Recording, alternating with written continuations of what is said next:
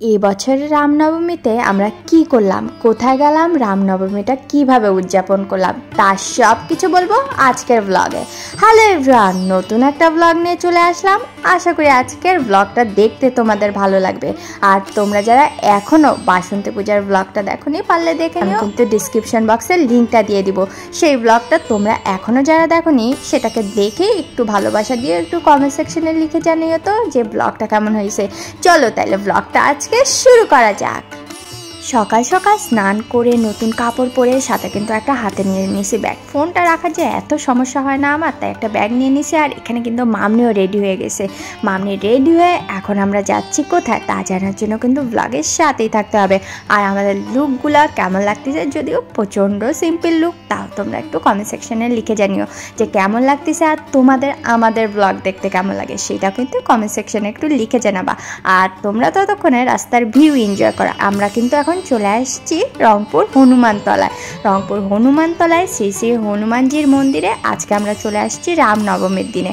রামনবমীর দিনে কিন্তু এখানে অনেক বড় করে পুজো হয়, তাই এবার ভাবলাম যে পুজোতে যখন যাচ্ছি তোমাদের সাথে একটু শেয়ার করে দিই। আর আমরা কিন্তু বাসার থেকে আসার সময় তেমন একটা কিছু নিয়ে আসিনি, যেহেতু এখানে দোকান আছে। এখানে প্রায় পুজোর সকল রকমের সামগ্রী পাওয়া যাচ্ছে। পুজোতে যা যা লাগবে, মোমবাতি, ধূপকাঠি, আরও আনুষঙ্গিক সকল কিছু এখানে পাওয়া যাচ্ছে, তাই ভাবলাম এখান থেকেই কিনে নিই। যেহেতু এখানে অনেক মানুষ আসে, তাই এখানে কিন্তু অনেক ব্যবস্থাই আছে। তাই আমরা জিনিসপত্র নিয়ে এখন কিন্তু চলে যাচ্ছি মন্দিরের ভিতরে।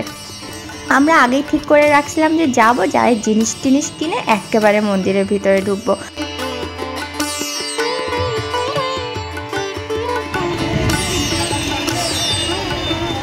চলে আসলাম মন্দিরের ভিতরে। আর এখানে দেখতেছো কত যে ফুল। আর সামনে কিন্তু হনুমানজির কাছে তোমরা কিন্তু তোমাদের মনের ইচ্ছা, মনের কামনা, বাসনা সব কিছুই তাকে বলতে পারো। সে কিন্তু তোমাদের সকল মনের ইচ্ছা পূরণ করে দিবে।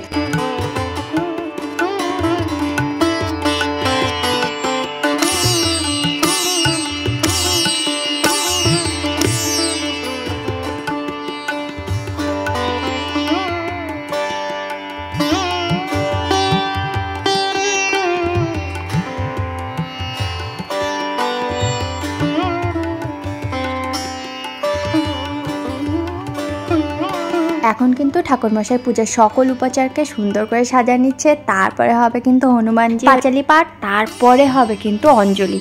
তাই অনেক বড় প্রসেস, অনেক কিছু হচ্ছে।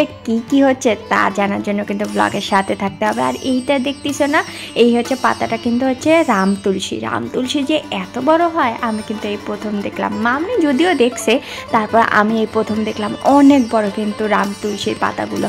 এত যে সুন্দর লাগতেছিল না দেখতে। আর এটা কিন্তু একটা কাকি দিয়েছে, তার জন্যই কিন্তু আমি দেখতে পারলাম। আর দেখো এখন হনুমানজিকে কিন্তু পড়া দেওয়া হচ্ছে।